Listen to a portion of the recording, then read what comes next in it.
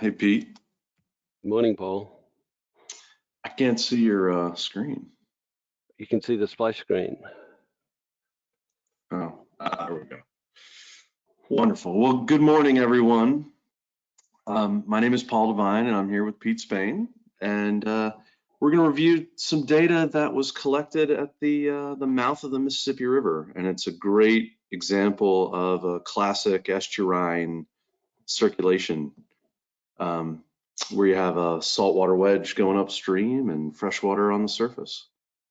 So I guess next slide, Pete. All right. So again, my name is Paul Devine, and I'm here with Pete. Pete's a PhD in oceanography, and he's here to help us to understand the estuarine circulation. So this is an outline of what we're going to talk about today.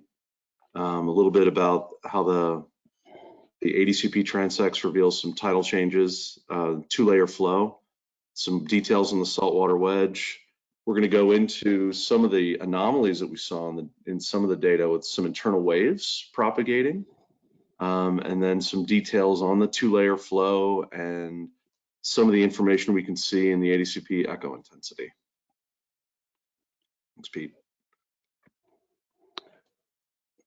You can go next slide. All right, we're starting then.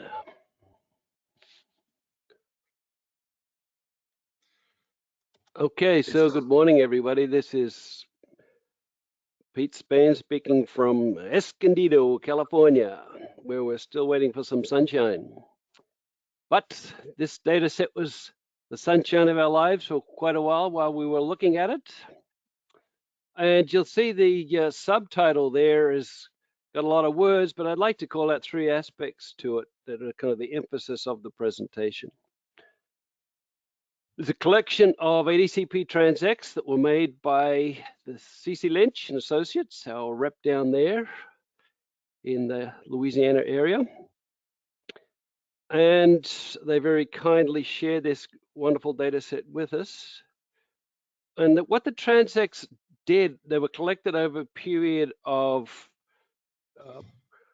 about 8 hours of significant tidal change. And what we'll see is how much the river itself changes with the tide, interestingly enough. And it's because we're down at the mouth of the river. And in particular, there's a two-layer flow, which we'll explain much more about. But we're interested in how that two-layer flow actually changes itself with the tide. So that's kind of the nuts of what we're talking about, is the ADCP transects are showing us how this two-layer flow in the Mississippi is changing dramatically with the tides. The setting, Louisiana, way down at the mouth of the Mississippi, was a town called Pilot Town back in the day, and it was destroyed by Hurricane Katrina. Hasn't been repopulated, at least according to Wikipedia. But just below Pilot Town, which is the red star there, the river actually splits into multiple branches. And we'll zoom in on those here for the satellite view, very picturesque. It's quite dramatic the way the river splits into those three branches. And so Pilot Town is right there where the branches come together. And we'll zoom in again and look at the main branch, which is the Southwest Pass. And so multiple transects were taken with the ADCP across the Southwest Pass. And the reason Southwest Pass is important is it's been the main shipping channel there for the Mississippi for almost 150 or 170 years. Hey, Pete, you could see in the satellite image, you could see the two vessels passing just upstream from Pilot Town. You could see one vessel going to the north and one vessel going to the south in the satellite image. Yep, we can see the wake there. Yeah. Okay, so we've mentioned it a couple of times at this two-layer flow and the salt wedge and whatever. So for people who aren't familiar with it, we'll do a little sidebar and explain what's the salt wedge and where it comes from. So you could see there we've got the ocean on the right-hand side, the river on the left-hand side, and there's this wedge of water which is going salt water, and it's actually heading upriver. And another key thing to notice there is that you've got the color change as you're going from the surface to the depth. So you've got this interface between the fresh water and the salt water, and we'll talk a lot about the interface. So that's what we're talking about whenever we use that word interface. We're talking about that region where the color changes from this light blue to the darker blue color, or blue-gray. And Pete, one of the reasons that, CC Lynch mentioned that the reason that the data were collected was because the USGS and the Army Corps of Engineers were studying the effects of the saltwater intrusion into the Mississippi River and its effect on the dredging of the mouth of the river. So as they were diverting more and more fresh water away from the river mouth further upstream, they were getting the salt water propagating further and further upstream. So they were really interested in this interface between the fresh and the salt and how far upstream it propagated, and where that density interface was at this particular section, what elevation in the water column it was at. Very good. So to build on what Paul just said over there on the left-hand side, you could see some other commercial reasons why people are very focused on what's going on with the salt wedge, and largely it limits the amount of water available for agriculture, because the farmlands can't use highly saline water. And so the movement of that salt wedge ultimately mixes top to bottom in the water column and creates salt water throughout the whole depth of the river. And so there's more than just a few propeller heads who are interested in looking at these data. The reason we have this salt wedge moving upstream is because that the salt water is actually heavier than the fresh water. There's the densities for the two different water types. And you could see that the 1080 is the salt, 1080 kilograms per cubic meter. Saltwater density is quite a bit denser than the fresh water, so that at the same depth below the water surface, there is going to be greater weight measured on the saltwater side than there would be on the freshwater side, and that creates a pressure gradient. And the pressure gradient is pushing from the right-hand side to the left-hand side, and that's what's driving this salt wedge up the river. Do you want to add to that, Paul? Yeah, I mean, it happens all over the world. The salt water goes upstream at the bottom of the river, at the mouth. So it's mixing as it's going further upstream. So you get as the turbulence and the mixing mixes the fresh water or the salt water into the fresh water and vice versa, you get a change in density as you go further upstream. So it does affect the freshwater supply. That's, I guess, the biggest issue that we're seeing right now in California specifically, because our rivers are so small and the fresh water is going so far upstream in these rivers. Okay, anyway, thanks, Pete. Okay, so I just wanted to mention some more about that interface. And so you can see where the color's changing. The arrow's going to the left in the salt water and to the right in the fresh water, the river. So what that means is the water actually goes through a low at the interface. So you're going to have higher currents in the river, high currents in the salt wedge, and they have to actually go through zero because they're flowing in opposite directions. So that interface has a zero in the currents. And there's another thing that's going on, and that is that you can see the low density water is sitting above, once you enter the river and region and you're looking from the surface down to the bed, you've got the light blue on top, the dark blue on the bottom. So you've got light water sitting on top and heavy water underneath. So let's look at what that means later on. So moving here to the first two sections, these were actually taken off Pilot Town. This section was, this one is flood. We'll look at another one at ebb. And over on the right-hand side, you can see the velocity profile. In particular, notice the data show exactly what that graphic was pointing out. The blue color is the direction, and you can see it primarily that the surface waters are heading south, the deep waters are heading north, and you can see the currents are in red, directions in blue. The current speeds are much higher in the lower layer than they are in the upper layer. And there's also where the direction is swinging from south to north at about 9 meters depth, you can see there's a lull in the red. It goes back towards 0. So that's at the interface, the currents are very weak. And what we'll see is that animate and inanimate objects accumulate there at that lull. On the left-hand side, we've got these color contour displays going across the page. The x-axis is distance across the river. Vertical axis is the depth.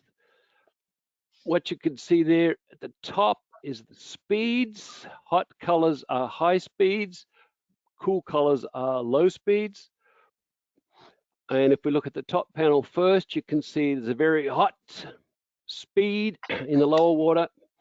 And there's a lull, which is that blue bar at mid-level. And then there's higher speed again at in the upper layer. Moving to the lower panel, this is the direction now. We noticed before that the hot colors are heading upriver, which is to the north. And the cool colors are downriver to the ocean. So you can see there's a very dramatic display of this 2-layer flow. Paul, would you like to add anything? Well, it's most certainly not logarithmic like you'd see in a river without a density interface, where it's high velocity at the surface, decaying to 0 at the bottom. We've got some an odd profile where we've got higher velocity at the bottom than we do at the surface. And it's again, the purpose of the survey was to study this interaction between the fresh and the salt and where that interface was, where that mixing occurred. So we've captured it with the ADCP. It's pretty phenomenal. And it also drives home the fact that even on a flood tide where the currents are going, the tide is rising at this point of the tidal phase, and the currents are going upstream at the bottom, but still the river is going downstream at the surface. So even during a rising tide, we have currents going downstream at the surface. Okay. Speaking of which, so we've talked about this band of blue across the river at mid-depth, which is the low speed. So here are a couple of slices across the river. The upper one is in the upper layer, and the lower slice is in the lower layer. These blue sticks tell you what the velocity vectors are. That's the speed, is how long the stick is, and where the stick points is the direction that the water is moving. So you can see that the flow to the ocean in the upper panel is pretty uniformly distributed, a little bit higher on one side than the other. And you can see there's a kind of a lull there near one of the riverbanks. In the lower panel, you can see the high speeds sticks are considerably longer than they are in the upper panel, and they're also at that level that I chose, which is about 12.5 meters deep, where the flow is actually quite constrained by the riverbed forming a channel. Anything to add, Paul? I mean, it's significantly higher. The lengths of the sticks are longer at the bottom. So, if we were to integrate for transport, we would have downstream at the surface and upstream at the bottom. And in a classic ADCP river discharge estimate, you would underestimate the river flow if you integrated from top to bottom. If you added in the water going upstream at the bottom, you would underestimate the total river discharge. So in a classic ADCP river discharge application, the presence of the saltwater wedge complicates the river discharge question. And this survey was a 36-hour synoptic survey, so they could survey over a 36 hour and try to see how this saltwater wedge influenced the river discharge estimates that they would normally get with their ADCP. So the presence of the saltwater wedge complicates the river discharge measurement. If that makes sense. Yeah. All right. So we're moving on to the ebb. So this is another section at 6 hours different in time. We're looking at a semi-diurnal tide. So we're looking at the opposite part of the tidal phase. And you can see here, again, looking over on the right-hand side, the velocity profile. Currents and depth are still going north. At the surface, they're still heading to the sea, going south. You can see that the currents now in the upper layer are much stronger and deeper. You can see that interface they talk about where the direction is changing. Blue, again, is the direction. And you can see it shifting from heading to the sea to upriver. And there's also a lull where that rapid shift in direction is occurring. And the interface is now deeper. It's now a few meters deeper than what it was at the flood stage. Again, left-hand side, the speeds are at the top, directions at the bottom, dramatic display of the two layers. And there's the two slices that we took. And Paul, you might want to talk about those. Well, so just the tide is ebbing, right? So the tide is falling. And even during a falling tide, the currents are still running because of that density difference driving the currents upstream. We still have the saltwater influence going upstream even during a falling tide. And now the currents are much stronger at the surface, weaker at the bottom, but still flowing upstream at the bottom, even during an ebb tide. It's pretty cool. Dramatic difference in the length of the sticks there as you look between the bottom and the top. Yeah. So that's kind of flipped compared with the flood. Yeah, so it's stronger currents at the surface, deeper interface between, deeper shear interface. And I guess that the actual volume of fresh water that's going down the stream is now larger. So as the ebb as the ebb occurs, it kind of releases the tide, releases the river flow. On the flood, previously it was damming the river, and on the ebb, it's letting the extra fresh water out. Cool. All righty.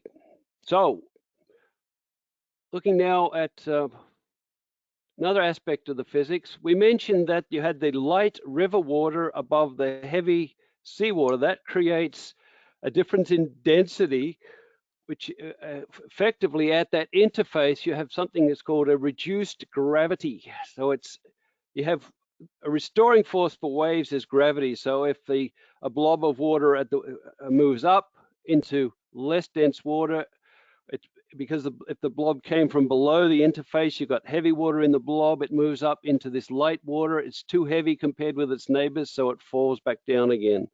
And now that bobbing up and down creates these internal waves, and that's what you could see there on that interface at the mid-level of the river. In the echo data, we've got high scattering, which makes us able to see what the interface is doing.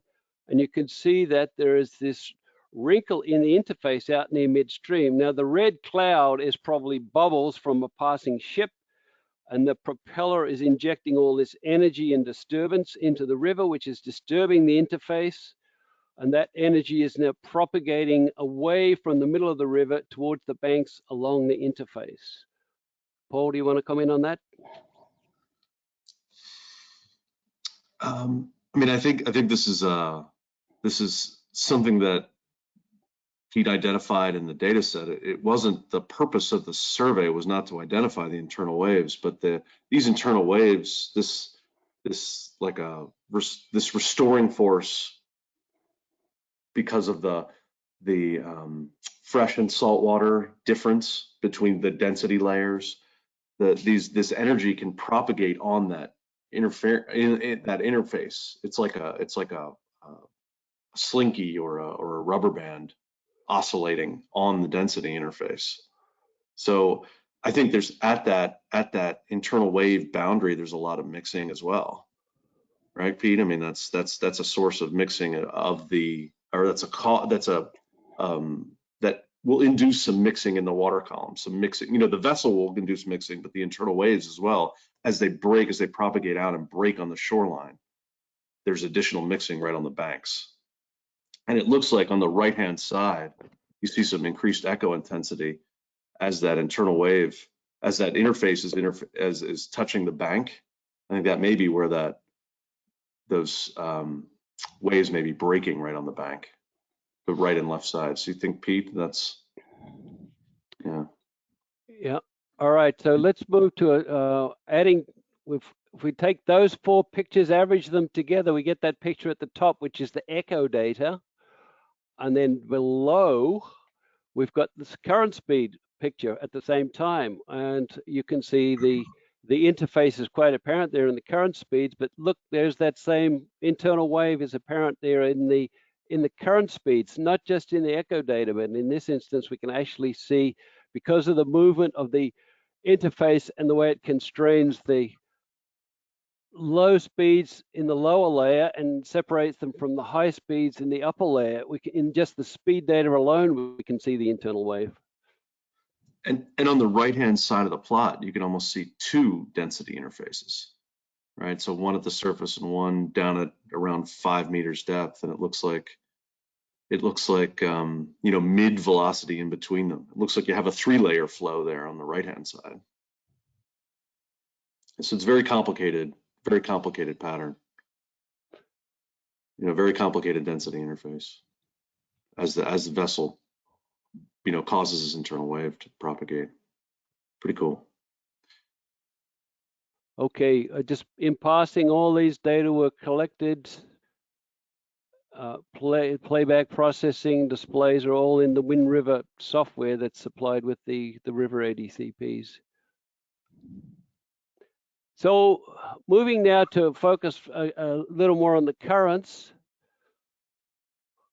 One of the things to notice is that because it's a 2-layer flow, the current direction reverses with depth, but what we'll see is, notice how much the current speeds are changing with time as well as with depth. So to orient you, we'll just step through a few slides. We've kind of talked about this before, but these are just a few orientation slides. So during the ebb, you've got the upper layer, strong currents heading to the sea. In ebb, you have weak currents heading upriver at depth. Flood, you've got the reverse, right? So the upper currents are, Paul was mentioning a damming effect of the incoming tidal currents. So you can see the river is much weaker in the upper layer, and the salty water is moving upriver at much higher speeds in the lower layer during the flood cycle. Here's just to show you the change in the upper layer itself between ebb and flood. You can see it's quite a very dramatic difference in the sticks there between the ebb and the flood in terms of the length of the sticks. And kind of the flip, once you go over to the lower layer or down to the lower layer, the situation is you've got long sticks during the flood and short sticks during the ebb. So you've got very strong currents in the lower layer and very during the flood, and weak currents moving upstream in the lower layer at the ebb. So that's all summarized here in this one picture, which is a lot to absorb on first pass. So we've given you a bit of a heads up as what you're looking at. Left-hand side is flood stage, right-hand side is the ebb. And so going down the left-hand side, we've got a slice through the upper layer, slice through the lower layer, and then we've got a color contour panel of speed, and below that is the direction. So you can see a nice summary of what the currents are doing there on the left-hand side during the flood. Very dramatic 2-layer flow. Notice the big blue patch in direction. That's the water pushing north. Switch to the right-hand side, you can see pretty much everything flips. You got the slice at the top, you got strong currents, slice in the bottom, weak currents, and then in the color contour, you've got hot colors near the surface in the speeds, and this very localized patch in direction with the blue color. So you can see that the amount of water moving north has changed dramatically in the lower layer between the left-hand side and the right-hand side. You want to add to that, Paul? Well, it's most certainly a 3D world out there, you know.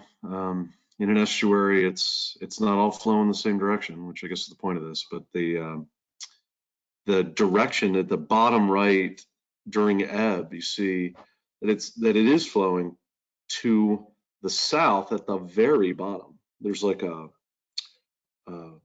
you get flow reversing going to the north at about 5 meters above the bottom, but right at the very bottom it is flowing to the south. It's very complex. It's like a 3-layer flow.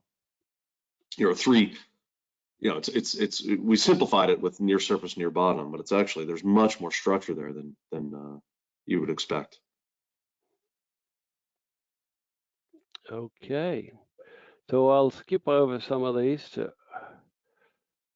All right, so we'll look at the combining the sediments and the currents. And so this is kind of an interesting series where we're looking at the echo intensity, which is showing us about the resuspended sediments near the bed. And I emphasize that when I say resuspended sediments, in the lower layers where we're reasonably confident saying it's sediments, because once you get to the mid-level, then there's animate objects, fish and other stuff that tend to accumulate there. So let's have a look. So this is the orientation. This is during the ebb. What you can see is there's the layer at mid-river, mid-depth, and this is 2 different beams. And so that's the key thing to notice is you've got this stronger echo during the ebb at mid-level, and below that in the water down deep, you've got these blue color, which is a lower echo intensity. So there's less scattering being returned from the lower layer than from the mid depths, particularly over there on the left side of the river. You can see there's a little more going on there in the bottom right during ebb, but the dramatic shift is between ebb and flood. Notice now that the green colors mean there's a lot, the echoes are much louder, and so down there in the lower layer, the sediments have all been kicked up, and they're giving us much louder echoes during the flood. So that's when the deep water is much stronger and heading upriver. So I'll just move on to this 2-hour time sequence, and Paul, you can say some more at the end of all this. So here's we're going to step through the transects that were collected at 2-hour intervals, and you'll see how the echo intensity is changing.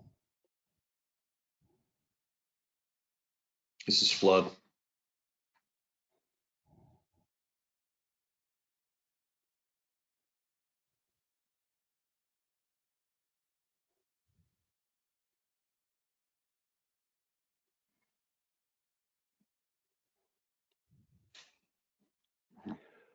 So here's the summary slide. And so on the left is during the flood. Here's what the echo was looking like. 6 hours later, here's the section during the ebb. And you can see the dramatic changes. So Paul, I'll let you talk about that. Well, I think one of the purposes of the study was to look at the changes in the circulation pattern and resulting sediment transport in this river because of the dredging impacts. Also, as we mentioned, the freshwater impacts further upstream. But during the flood tide on the left-hand side, we see much higher signal strength at the bottom, and we're making the assumption that this is resuspended sediment. And during the flood tide, we previously noted that the currents were going upstream. So this is sediment being resuspended off the bottom, traveling back upstream. And we're spending all this time and effort dredging the river so that it's a deep navigation channel for safe navigation. And it's like painting the bridge, right? We take the sediment, we dredge it, we put it offshore, and then Mother Nature takes it and transports it back upstream. So it's a little bit of a civil engineering challenge to keep the river navigable when the saltwater wedge is is constantly working to transport that sediment back upstream. And then during the ebb tide, we see much lower echo intensity. So when the tide is falling and the currents are, still going out to sea, but still upstream during the ebb, we see much lower echo intensity at the bottom. But we see this interface where there's not really sure, when the ADCP measures backscatter, we're measuring this return signal strength, whether it be for sediment or fish or zooplankton.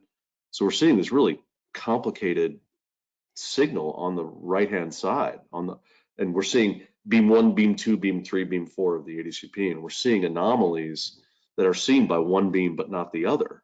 And I believe these are fish or things that are fish or zooplankton that have hidden in the low velocity, deeper section.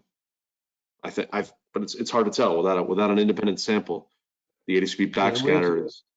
We've seen that in other places around the world. The fish and plankton that can move tend to gravitate to the region where the flow is very low, if not zero, and that's similar to what's going on there. This loud scattering is probably accumulation of both crud in the water being pushed towards the low flow region, plus the marine life is gravitating there to get out of the currents. Okay, so we've got this series of current data, and then we'll wrap it up. So we're looking now at 2-hour segments of how the currents were changing between the two tidal stages, and there's the extremes. You could see the flood. Looking at water speed now, and the flood at the top, ebb at the bottom. So you can see the dramatic change in the water currents, and we'll now look at sediments or echo intensity on the top and currents on the bottom. So that's our summary slide for the whole presentation. And Paul, what would you like to take it on out and tell me when you're done, and we'll click through the closing slide. Yeah, well, I think the purpose of this data collection campaign was to verify the numerical modeling simulations of the estuarine dynamics. And this data collection occurred in 2002, what was it, 2000? Very early on in the, well, not very early on, but as the numerical models have improved, they've done better at verifying this estuarine circulation. I think early on, if you're, everyone assumed that rivers were unidirectional, and the ADCP allowed the improvements of these numerical models that are still improving today. We can characterize the environment, and you can compare the results to these numerical simulations that are, they're not doing, the 3D numerical modeling still has a way to go. You can characterize the ocean environment very accurately with an ADCP and characterize this difference in the estuarine circulation. And the ADCP can be used to help improve these 3D circulation models, which is are in wide use and still have a long way to go about that. So we can help you to better understand the estuarine circulation with an ADCP. Good, Pete? All right, well, thank you for your attention and attending today. Hopefully you've found this data as interesting as we did. Here's our contact information at the bottom. If you'd like to ping on either of us, we're both there. There's some phone numbers. If you need to get in touch with customer field service support, their phone number is there as well. They're available 24/7 on that phone number. Other information about Teledyne Marine, you see top right, the new link site is called out. If you'd like to go there and check it out, you'll see all sorts of current good stuff going on. And that's it from me. So over to you, Paul, to say bye-bye. Thanks. Thank you very much. Again. Yeah, thank you, Pete, for pulling this together. Very much appreciated. And thank you very much. Talk to you all soon. Okay, goodbye, everybody.